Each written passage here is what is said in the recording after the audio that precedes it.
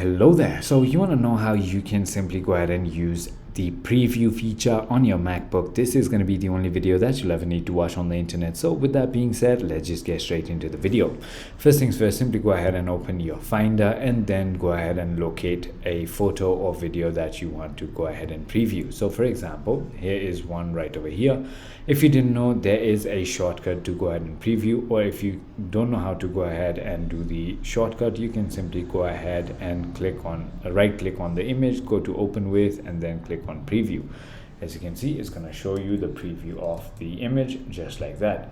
Or the simplest way in order to go ahead and use preview is just press your space bar. It works on both photos and videos. You can pop it up by clicking on space, and you can just go ahead and get rid of it by clicking on space as well.